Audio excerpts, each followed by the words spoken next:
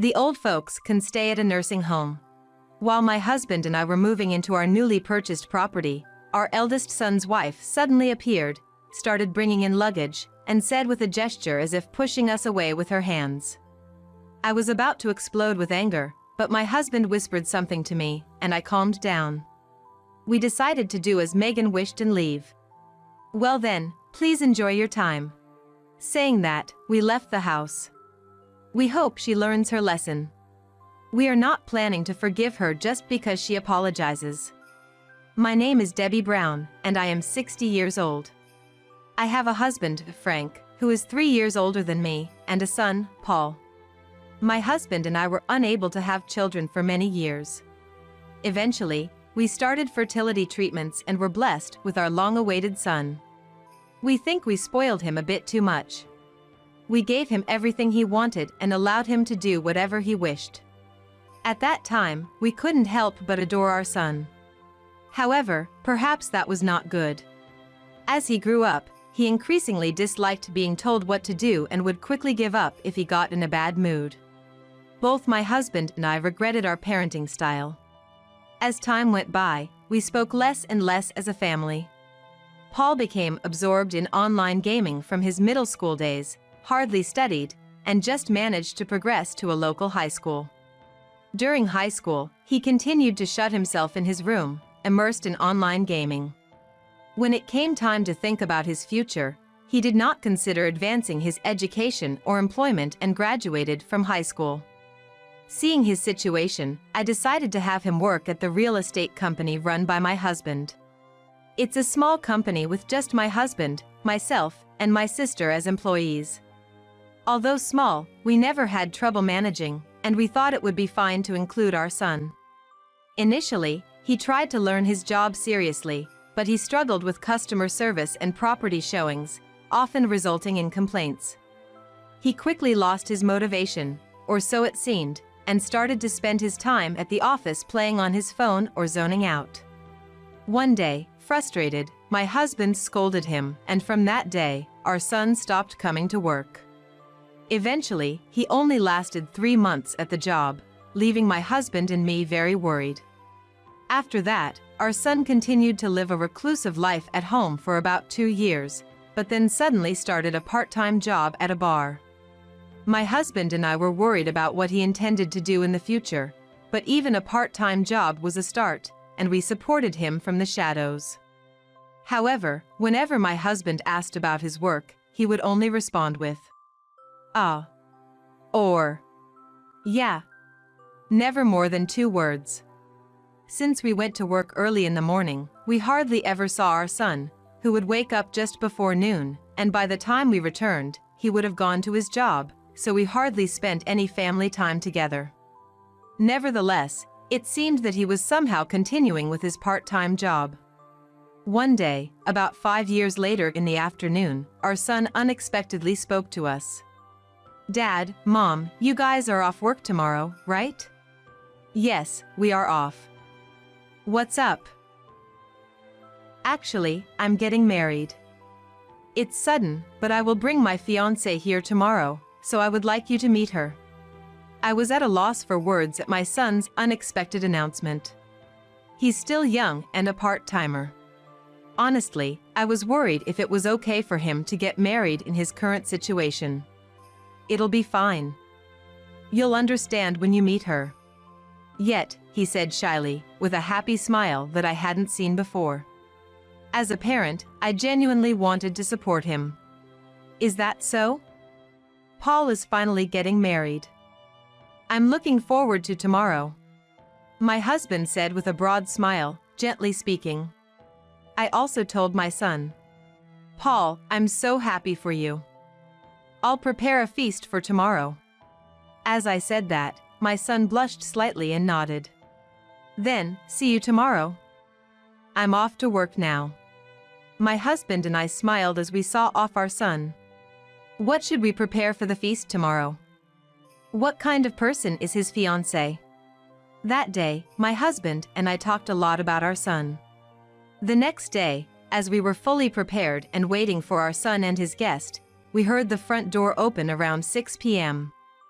Feeling a bit nervous, I headed to the entrance. First impressions are important, so I must greet them properly.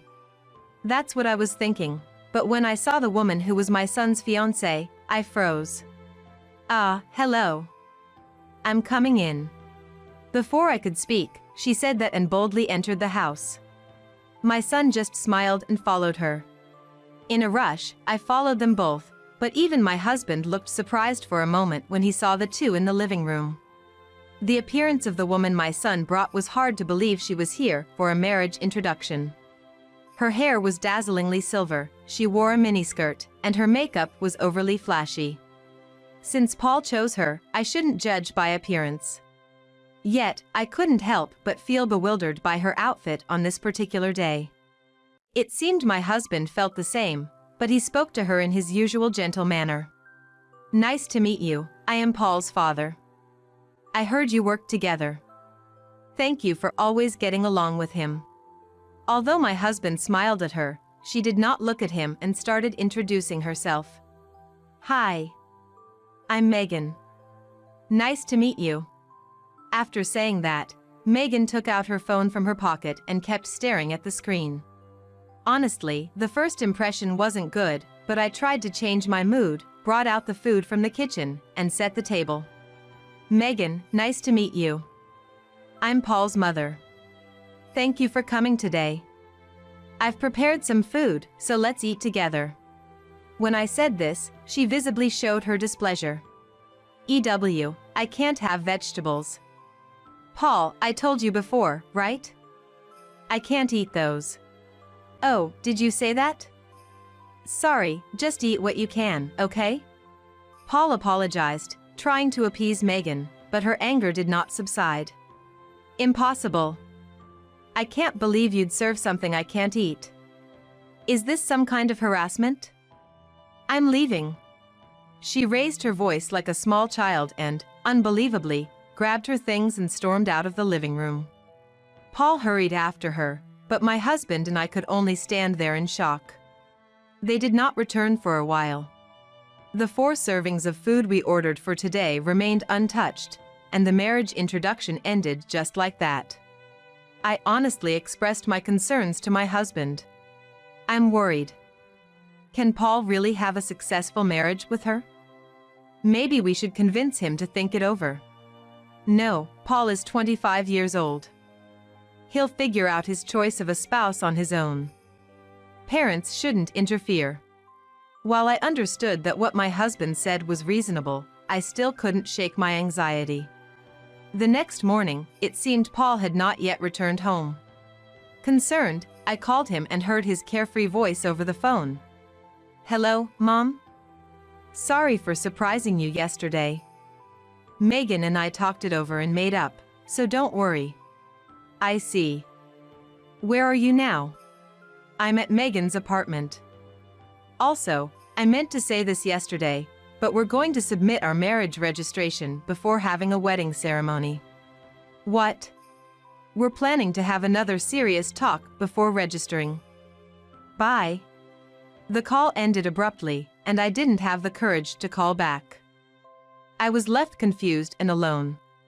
Shortly after, I relayed the content of the call to my husband, and he suggested we try trusting the woman our son chose. Surely, my husband must have his concerns too. Yet, he's trying to trust our son. I decided, together with my husband, to trust our son and his decisions. 3 days later, Paul returned home, but there was no talk about the marriage. However, a week later, he suddenly showed up at the company. That day, John, who runs a construction firm nearby, was also at our office. John and I have had a long-standing relationship, and my son, Paul, has known him since he was a child. Actually, John had been asking me to purchase a certain new property, and today, we were completing the contract for it. My husband was not present, but I was handling everything perfectly fine on my own. "Oh, Paul? It's been such a long time, hasn't it?" "John? It's been a while. I heard from your mom that you're getting married, congratulations. If you decide to build a house, make sure to rely on my construction firm. Now, please pass on what we discussed to Frank. John said this and then left the office. Then, my son immediately asked me, "Mom, I overheard a bit just now. Did you buy a new property? What are we going to do with our current house if we move now? And where am I supposed to live? Your father and I discussed it and decided that it might be good to move into a new house. We won't do anything with the current house right away." All right then. Oh, I'm meeting Megan here today, and then we're going to the office to submit some documents. So, you're finally settling down. Thanks for letting me know. Remember, you're the breadwinner now, so take that responsibility seriously. I was a bit concerned by my son's remark about possibly continuing to live at home even after marriage. I hope that as a couple, they'll work together and strive for the best. I patted my son on the shoulder with these thoughts. As I was about to return to work, I noticed that John had left his belongings on the chair he had been sitting on. "John, you forgot your belongings. I'll bring them to you, so be careful." I told my son this and hurried out to catch John, only to bump into Megan. "Oh, Megan. Paul is inside the office. Take care on your way there. I have to step out for a bit, but we'll celebrate later." "Thank you." Her demeanor was as curt as ever, but I tried not to dwell on it too much. "Oh, right.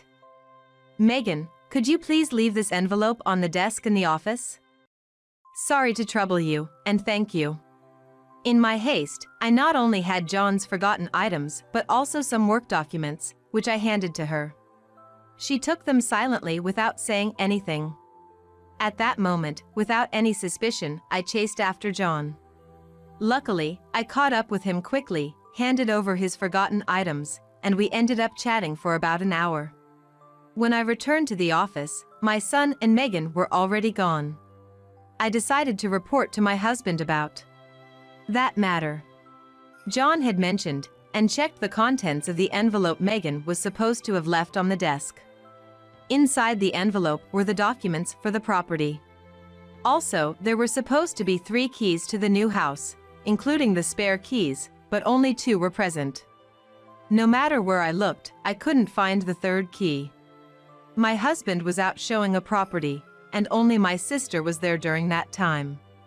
I asked her if she knew anything about the key, but she said she didn't. How was I going to explain to my husband that we had lost a key right after receiving it? At the same time, I tried calling Megan just to be sure, but couldn't reach her. I also couldn't get through to my son. While I was searching everywhere, my husband returned to the office. I explained the situation to him, and he helped me look. We searched around the desk and all over the office until late, but the key was nowhere to be found. We both felt dejected and reluctantly headed home. "Are you sure there were really 3 keys? Could it be that there were actually only 2? He asked me, puzzled. When I received them, I checked everything, including the documents and keys. There were definitely 3 keys. All right. I'll talk to John about the key. For now, let's just move what we can according to plan." It was after 7 p.m. Together with my husband, I moved only a few items to the new house. We had already completed the arrangements for electricity and water, so it was ready for us to live in. Everything was prepared so we could start living there at any time. Then, although I had locked the front door, I heard a clicking sound. Thinking it suspicious, my husband and I went to the door, and just as we approached, the front door opened right before our eyes. There was Megan and several men and women, acting as if they didn't see us at all, trying to move furniture and other belongings into the house. In the midst of this confusing situation, Megan spoke to me sharply. "Hey, what are you doing in this house? Trespassing. Can't you see it's wrong for strangers to just walk in? Megan, what are you doing here? Where did you get the key?" I asked her as calmly as I could, despite being shocked. "You gave me the key, didn't you? Paul told me you bought this house, didn't he? People over 60 shouldn't be making such lavish purchases. At that moment, my husband and I understood everything. She must have stolen the key from the envelope I gave her. I didn't give you the key, I asked you to leave it on the desk. Stealing keys is theft, you know. The real trespassers are you and your friends. Ignoring what I said, she wandered around the house at will, causing a racket with her companions. It was impossible to have a proper conversation. Enough already. You guys don't need a new house like this. Why don't you just live quietly in your old house? Paul and I will make good use of this one. You old folks should just live in a nursing home. Megan glared at me with a stern face. I wasn't afraid of that.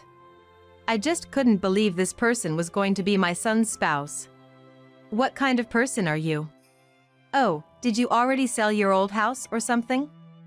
Sorry for you. I absolutely can't live with you. Megan gestured as if she was brushing us off. The people around her laughed out loud. It's a waste of time, so just leave already. I was about to burst with anger, but my husband whispered something to me, and I regained my composure. We decided to do as Megan wished and leave. Well then, enjoy your time. Saying that, we left the house. We returned to our old house and laughed together. This is a good opportunity. Let's see if what John said is true. Yes, I'm looking forward to it. We decided to wait for what would surely be an imminent call from Megan. We hoped she would learn her lesson. We had no intention of forgiving her just because she apologized. As expected, the next day, Megan called. The voice on the phone was different from any I had heard from her before. It sounded frightened and shaky. Hey. You guys knew about this house, didn't you?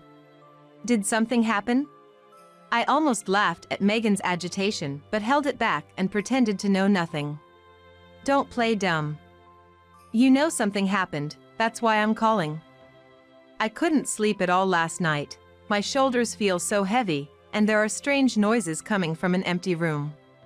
Oh, that must have been tough. Stop it.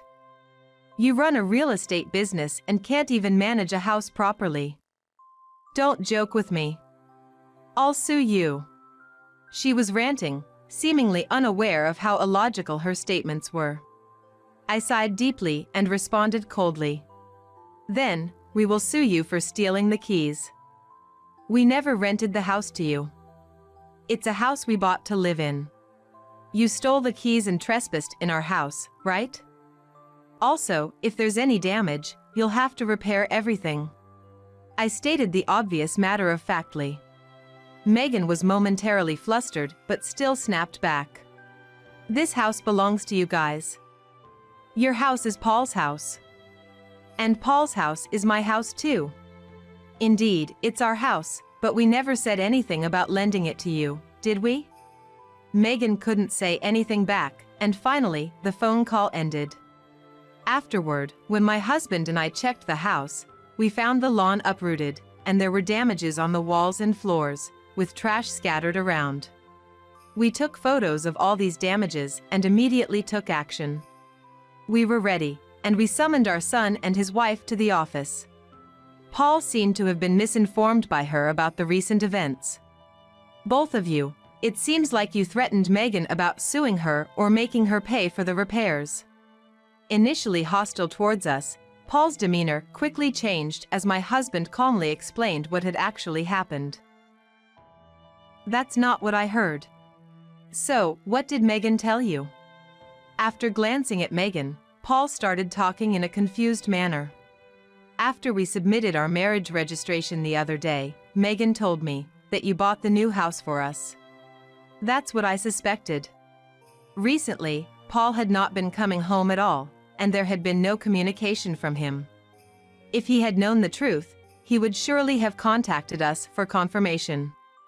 I understood he was infatuated with Megan, but I was dismayed that he was being so manipulated. So, how do you plan to take responsibility?